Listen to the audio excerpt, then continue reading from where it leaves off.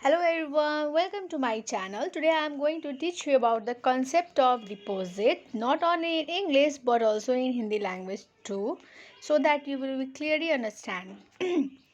So यहाँ पे लिखा हुआ है everything, like the important lines I have underlined. Okay, so from there you can clearly understand.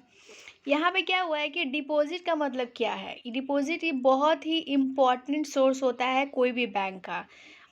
As we know that banking and financial institution के पास अपना तो मनी रहता ही है, ठीक है, बट उसको सोर्स चाहिए कि अलग जगह से भी पैसा है, तभी तो वो पब्लिक को लोन भी ग्रांट कर सकता है, क्योंकि जो उसके पास है फाइनेंशियल इंस्टीट्यूशन के पास, तो वो इनफ नहीं होता है। ठीक है, जैसे कि मान लो उसके पास 1 करोड़ है, लेकिन वो उसको लोन देना है एंड डिफरेंट लाइक खर्च भी होता है, तो वो सब को कवर अप करने के लिए उसका जो उसके पास कैपिटल होता है वो तो इनफ उसके पास नहीं होता है कि नहीं। तो वो इनफ नहीं होता है, तो वो चाहेगा कि मेरे को सोर्स मिले, क्या इनकम आए। तो ये सोर्स डिपॉजिट की तरह होता है। ठीक है, हम लोग को वहाँ पे एक डिपॉजिट सोर्स ऑफ फंड है, ये एक मेन सोर्स ऑफ फंड है, हम इसको बोल सकते हैं कि it is a main source of fund which is also underline, you can see in on the screen. ठीक है, तो बैंकिंग फाइनेंशियल इंस्टीट्यूशन क्या होता है, कलेक्ट करता है ये डिपॉजिट कहाँ कहाँ से, कस्टमर से, बिजनेसमैन से, नॉर्मल पीपल से, गवर्नमेंट से। तो यहाँ से वहाँ उसको डिपॉजिट मिलता है, deposit in the form of money.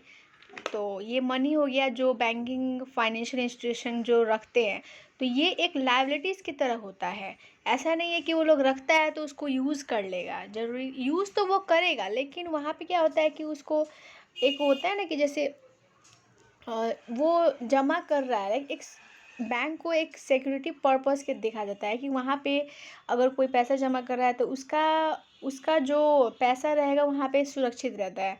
तो वहाँ पे उस वजह से सारे इंडिविजुअल्स, बिजनेसमैन और गवर्नमेंट क्या करते हैं कि वहाँ पे पैसा जमा जमा करते हैं, अपना रखते हैं, सो दैट वहाँ पे वो लोगों को सेफ्टी मिलता है।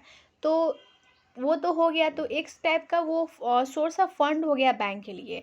तो यहाँ पे एक लायबिलिटीज़ भी बनता है बैंक को कि वो बैंक वो मनी शॉर्ट पीरियड के लिए भी कोई रखता है, कोई लॉन्ग टर्म पीरियड के लिए भी रखता है। तो यहाँ पे लायबिलिटीज़ बनता है बैंक का कि जब भी नीड हो इंडिविजुअल को, बिजनेसमैन को, या गवर्नमेंट को, तो वो उस टाइम वो मनी को वो निकाल सकता है।